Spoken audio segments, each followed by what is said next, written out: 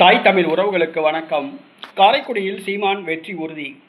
காரைக்குடியில் சீமான் வெற்றி உறுதி என்ற தலைப்பில் இந்த காணொலியை காண்கிறோம். 2026 தமிழக சட்டசபை தேர்தல் அனைவருடைய கவனமும் காரைக்குடியை நோக்கி திரும்பியுள்ளது. காரைக்குடியில் சீமான் வெற்றி பெறுவாரா என்ற கேள்வி எழுந்துள்ளது.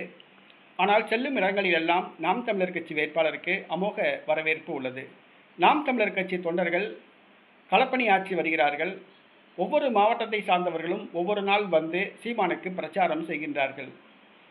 காரைக்குடி மக்கள் திமுக, அதிமுக, காங்கிரஸ், பாஜகவுக்கு வாக்களித்து நொந்து போயுள்ளார்கள்.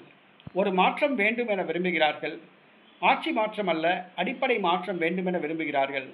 காரைக்குடியை சொந்த பூமியாக கொண்டவர் சீமான். காரைக்குடி தொகுதி அவருடைய சொந்த தொகுதி. காரைக்குடி தொகுதியில் அவர் போட்டியிடுகிறார். அங்கே தோல்வி அடைவோம் என கருதி திமுக காங்கிரஸ் கட்சிக்கு கொடுத்துவிட்டது. காங்கிரஸ் கட்சி வேட்பாளர் கடந்த 5 ஆண்டுகளாக தமிழக சட்டசபை உறுப்பினராக உள்ளார். காரைக்குடி தொகுதியிலிருந்து கடந்த முறை தேர்வு செய்யப்பட்டார். வெற்றி பெற்ற பின்பு தொகுதி பக்கம் எட்டி பார்க்கவே இல்லை.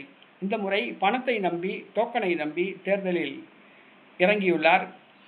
அதே நேரத்தில் அதிமுக தான் தோல்வி அடைவோம் என கருதி அம்மா மக்கள் முன்னேற்ற கழகத்துக்கு தள்ளிவிட்டது. அங்கு அம்மா மக்கள் முன்னேற்ற கழகத்துக்கு ஒரு மிகப்பெரிய செல்வாக்கு எதுவுமே கிடையாது. ஆக திமுக, அதிமுக ஆகிய 2 கட்சிகளும் தாங்கள் தோல்வியடைவோம் என கருதி கூட்டணி கட்சிகளுக்கு கொடுத்துவிட்டன. தற்பொழுது சீமான் கலக்கி கொண்டிருக்கிறார். களத்தில் முன்னணியில் உள்ளார்.